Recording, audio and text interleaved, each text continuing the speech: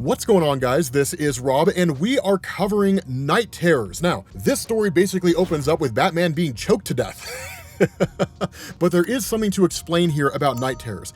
The idea behind this story is that the guy here who's choking Batman, this is a new villain being introduced to us known as Insomnia. This guy has the ability to alter reality in such a way to where he can take, at least on some level, people's nightmares and bring them into the real world. Now, he is hunting for an artifact that will allow him to do that on seemingly a universal scale and make him more powerful than anything we've ever seen before. And we'll talk about what that artifact is here in a little bit. But this version of Batman that you see is Batman, but it's not Batman. One of the things that Insomnia had done when he entered into the world is he initiated something called the Nightmare Wave. Basically, anybody who was already asleep at that point in time was sort of thrust into their worst nightmares and is just reliving them over and over again. So for those of you guys who are familiar with Marvel Comics, this guy's basically just Nightmare from Marvel. That's really all he is.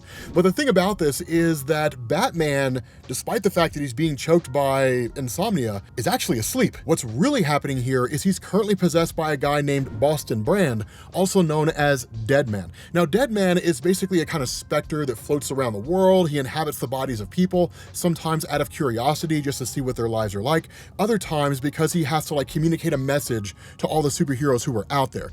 One of the things that had taken place leading up to this in a story called Night Terror's First Blood was basically when Insomnia made his move, Boston Brand possessed Batman, tried to warn Batman, Superman, and Wonder Woman, but it was simply just too late, and they were ultimately trapped in their own mental state, and that was basically it. And so what Boston Brand does is he actually leaves the body of Batman and then enters into the body of Insomnia, because from his perspective, he wants to know what this guy's about. That when he asks him, what's your whole spiel? The response of Insomnia is, I'm the literal god of nightmares. Now, here's what's so cool about this, that what happens is once Boston Brand enters into the body and really the mind of Insomnia, he starts looking through everything and he realizes this guy's hunting for something called the Nightmare Stone. Now, what's the Nightmare Stone? The Nightmare Stone is actually a modified version of what's called the Dreamstone. What's the Dreamstone? So in DC Comics, the Dreamstone is an artifact that was created by what you and I would call a cosmic entity known as Dream of the Endless, and that anybody who possesses the Dreamstone, if they have the wherewithal to do it, can channel the dreams of everybody in the world who's sleeping and then turn those dreams into physical manifestations, essentially altering reality. Now, what had actually happened here is that somewhere along the line, the Dreamstone was taken by Dr. Destiny and then eventually a guy named John D, and it was perverted and twisted and turned into a Nightmare Stone. So in effect, it does the exact same thing the Dreamstone does. The difference is that it feeds on nightmares instead of dreams. And so that's exactly what Insomnia is hunting for. If he attains this, he'd basically be able to keep the world in perpetual sleep and presumably even be able to take over the entirety of the universe, because virtually every organism in existence has to sleep at some point. Now, the other thing that Boston Brand realizes in scanning this guy's mind is he ends up coming across Arkham Tower. And that's when he realizes this god of nightmares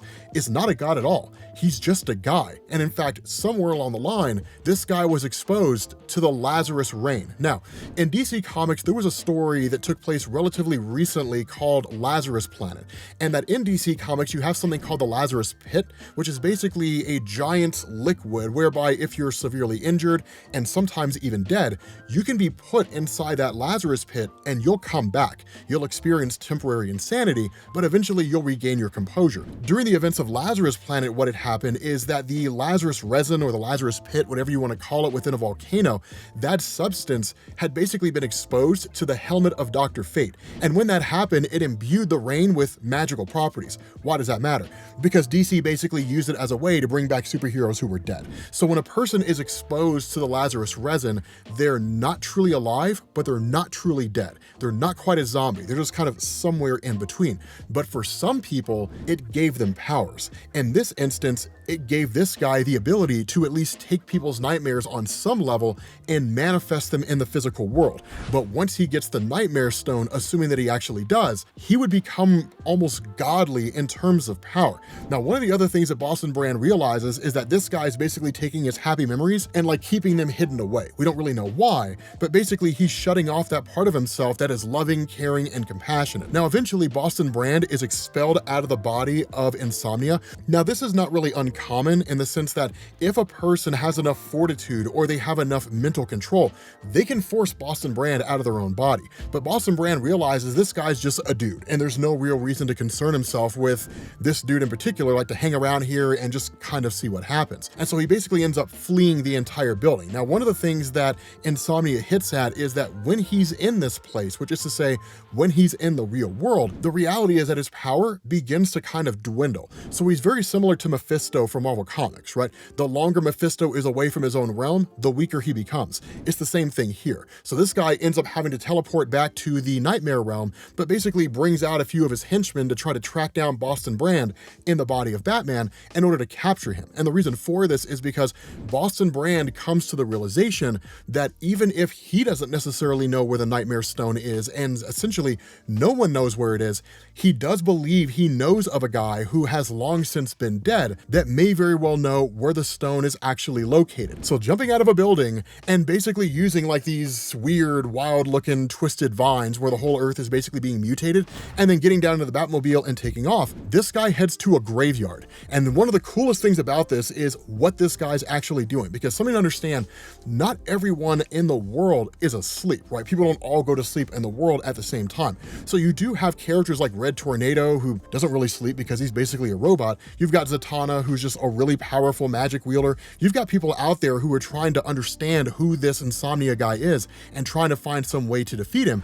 But once Boston Brand gets to this graveyard, what he says is this guy here has long since been dead, and that while the Lazarus rain had basically been wiped away from pretty much the entirety of the earth, Batman, ever the guy who's preparing for everything, had kept some of the vials within the Batcave. And so what Boston Brand did is he grabbed the vials, took them to the graveyard, and then poured them all over this grave after partially digging it up. And what it does is it brings this guy kind of back from the dead, only for us to find out it's Wesley Dodds. It's the Sandman. Now, why does that matter? Because Sandman has a very close history with Dream of the Endless, so much so that in the early days of its publication history, the two of them had met, and because of his encounter with Dream, he actually had these kind of prophetic visions. For those of you guys who ever read Kingdom Come, if you were wondering how it was that like Sandman would have these visions of like war in the future and all that kind of stuff, right? The superhero civil war in DC Comics, that was because of his encounter with the Endless, right? That's the power that he has. But more so than that, because Wesley Dodds and because Dream were so closely knit, right? So close to each other,